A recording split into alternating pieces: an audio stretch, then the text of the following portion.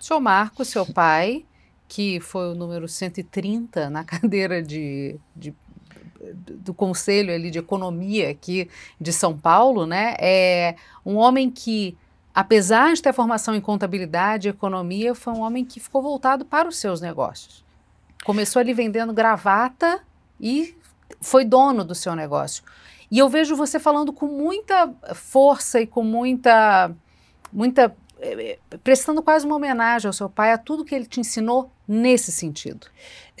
Você me deixa emocionado, porque é uma coincidência, né?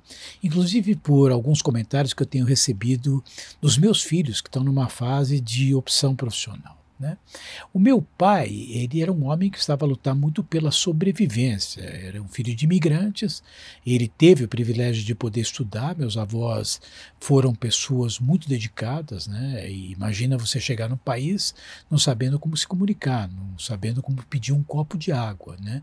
Mesmo assim conseguiram formar seus filhos, né, em cursos superiores. E meu pai talvez quando estudou economia não sabia nem direito o que era economia, contabilidade talvez um pouco mais fácil, tanto que o número da ordem dos economistas é um número dos primeiros no país. 130. Né? Aí, num dado momento, ele teve e começou a sua atividade profissional, trabalhou em algumas empresas, depois montou uma fábrica de gravatas. Né? Talvez a maturidade de entender o quanto era sábio aquilo que ele fazia, eu fui adquirir depois que eu já não tinha meu pai. Então, meu pai, de fato, buscou uma proposta de sustento e criou as melhores condições para que seus filhos pudessem ir além. Né? Eu, minha irmã, meu irmão, somos muito gratos ao meu pai por isso. Não obstante a isso, o meu pai foi um homem que participou da vida comunitária. Meu pai foi um dos fundadores da Hebraica. O meu pai teve uma atividade muito sólida na Câmara de Comércio Brasil-Israel. Meu pai foi diretor voluntário do Hospital Israelita Albert Einstein. E era uma pessoa que ele conciliava hábitos extremamente, eu acho que nobres, né? Ele pela manhã tinha sua atividade profissional, não era nenhuma grande empresa, era uma empresa bem montada, redondinha, como o pessoal costuma dizer, né? Ele se relacionava com grandes empresários por conta dessas instituições onde ele atuava dentro de uma perspectiva voluntária, mas ele tinha relações com pessoas mais simples, dignas, trabalhadoras. O dia que meu pai faleceu, Gabriel, eu fui até a fábrica, porque precisava ver, tinham contas para pagar. Claro. E nós fomos lá no dia seguinte, não enterrou, reza no dia seguinte, de lá foi, a hora que eu cheguei, fomos estacionar o carro, o manobrista do estacionamento, ele estranhou, onde é que está o seu Marcos? Eu falei, meu pai faleceu. E ele fez questão de me acompanhar de lá, do Parque Dom Pedro, até onde ficava a fábrica do meu pai. Ele se preocupava, que meu pai era mais velho, não queria que meu pai atravessasse o Parque Dom Pedro caminhando sozinho. Ele me contou que ele acompanhava e que toda a segunda-feira eles faziam um café. Ele, o manobrista, o ascensorista do prédio, para olhar o jogo da loteria esportiva. Maravilhoso. Não preciso dizer que eles não tinham dinheiro para pagar. O meu pai, na quinta-feira, pegava os 3 jogos, eram 3 cartões, né? A gente marcava, isso aqui não é nem do tempo de vocês. Sim. Ele levava na lotérica, eram 3 jogos, o meu pai, o do manobrista e do ascensorista, né? O meu pai pagava os jogos, na segunda-feira eles verificavam, eles eram sócios.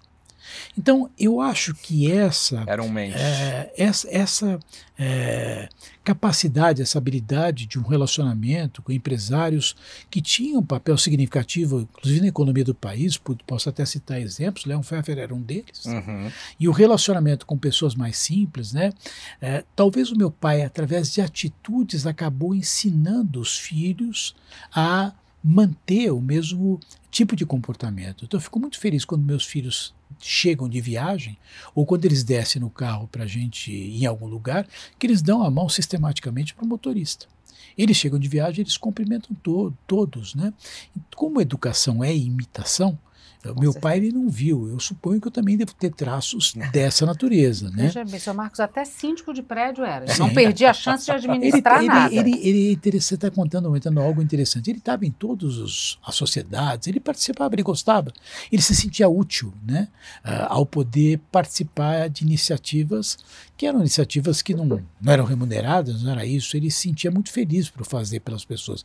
Eu me lembro que uma das pessoas que mais me ajudou a aprender a fazer cirurgia de transplante de córnea, que é um grande cirurgião, oftalmologista, que ainda atua até hoje, Walton Nozé, ele precisava trocar de carro. Né? E meu pai foi acompanhar ele para ajudar na escolha do carro. Então ele era esse perfil de pessoa, solícito, prestativo, fazia as coisas de forma desinteressada, não ganhava nada com isso.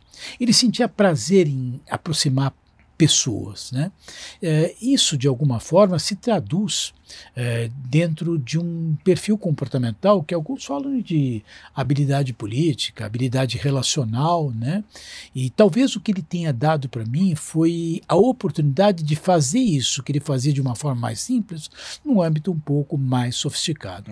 Eu, com certeza, né, e lamento que não posso dizer isso para ele, quando ele faleceu eu tinha 30 anos, né?